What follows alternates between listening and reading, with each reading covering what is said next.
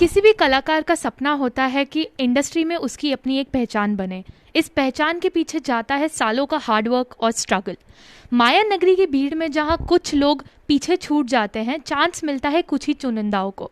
हमारे साथ आज ही ऐसी एक लिरिसिस्ट हैं जिन्होंने अपने हार्ड वर्क से उदयपुर का नाम इंडस्ट्री में रोशन किया है।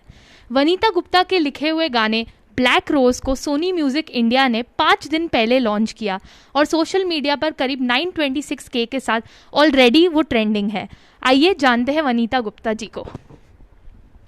Hello ma'am, thank you. पहले तो आपने उदयपुर का नाम रोशन करा फिल्म इंडस्ट्री में। आप हमें ब्लैक रोज के बारे में बताइए पहले।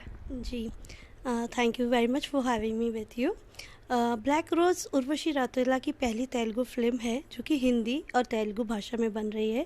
इसे क्रिएट संपत नंदी जी ने किया है और इसके डायरेक्टर मोहन भारद्वाज जी हैं। इसका म्यूज़िक जैसे कि आप जानते हैं ऑलरेडी चार्ट बस्टर पे है।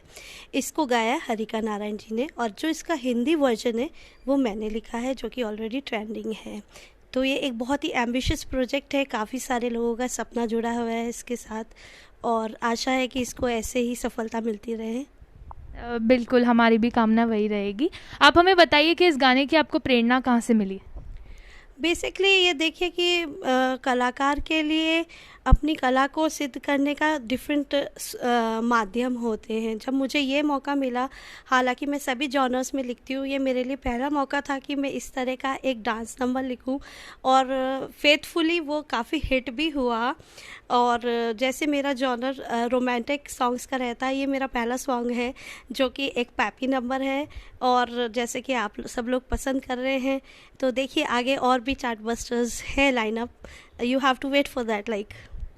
बिल्कुल, आप हमें बताइए कि ये गाना आपका सिलेक्ट कैसे हुआ, क्या प्रोसेस जो पूरा आपने एक्सपीरियंस किया? जी, मैं 10-12 साल से इंडस्ट्री में हूँ। अलग अलग प्रोजेक्ट्स पे मैंने कई काम किया है। ये गाना मुझे मेरे मेंटर कह लीजिए वैकी भाई करके हैं जो कि बहुत बड़ा नाम है बॉलीवुड में अपने आप में। उनके रेफरेंस से मुझे गाना मिला। इस मूवी के जो क्रिएटर हैं संपत नंदी जी, उनके संपर्क में मैं आई और मुझे उन्होंने ये गाना दिलवाया।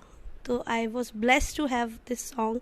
और जैसे ये उर्वशी जी का तेलुगु डेब्यू है, तो तेलुगु इंडस्ट्री में मेरा भी ये समझ लिए कि डेब्यू ही है। बहुत ही बढ़िया। आप हमें बताइए कि आप अभी मेंशन कर रही थी कि आपने 2-3 दिन में ये गाना पूरा लिख दिया।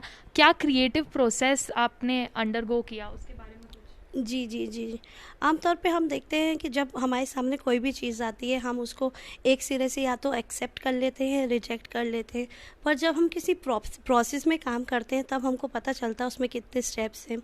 जहाँ तक ये गाना लिखने की बात है, मुझे इसका तेलुगु वर्जन दिया गया था और उसको मैंने मतलब like it's was quite difficult and tricky process to finish it off with good Hindi lyrics. और मेरे सामने ये चैलेंज था कि चूँकि ये गाना तेलुगु में डब हुआ है तो मुझे उसके एक्शंस के हिसाब से हिंदी वर्ड्स लिरिक्स में मीटर में बिठाने थे। तो काफ़ी मेहनत लगी उसको। मैंने कम से कम नहीं करते 500 बार तेलुगु वर्जन सुना, अपने शब्द बिठाए और मीटर के अनुसार उस गाने को मैंने बनाया। बहुत ही बढ़िया। वनीता जी, मुझे एक बात बताइए कि आप एक इंडिपेंडेंट आर्टिस्ट हैं। आप बता रही हैं कि आप 10-12 साल से लिखती आ रही हैं, पर कितनी बार होता है कि इंडिपेंडेंट आर्टिस्ट को प्लेटफॉर्म ना मिलने की वजह से वो निराश हो जाते हैं। आपका क्या कहना है इंडस्ट्री के स्ट्रगल के बारे में और उन इंडिपेंडेंट आर्टिस्ट को?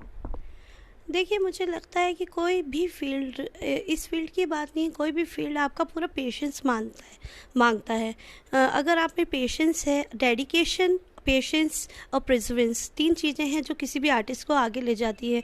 या तो कई बार ऐसा मूड आता है कि आपको ऐसा लगता है कि we should give it up, but मुझे लगता है डेडिकेशन से आपको लगे रहना चाहिए। जैसा कहा जाता है कर्म ही पूजा है, मैं उस चीज़ में विश्वास करती हूँ। फिर ऊपर वाला देखता है कि आपको आपके कामों के हिसाब से कैसा फल मिलना चाहिए। तो स्ट्रगल तो हर फील्ड में ही है, तो ये फील्ड कोई नई नहीं है स्ट्रगल के लिए। बस आपका समय सही हो, आपका काम अच्छा हो और आपकी कर्तव्य निष्ठा पूरी हो। जी, इंडिया बॉलीवुड इंडस्ट्री के काफ़ी गाने साउथ से अडेप्ट हो रहे हैं, बहुत सारे डब हो रहे हैं। ये कल्चर शिफ्ट हमने बहुत रिसेंटली आने वाले मतलब इन ईयर्स में देखा है। आपका क्या कहना है ओरिजिनल ट्रैक्स के बारे में और डब्ड गानों के बारे में जो साउथ से या दूसरे टॉलीवुड से बेसिकली अडेप्ट होते हैं? How are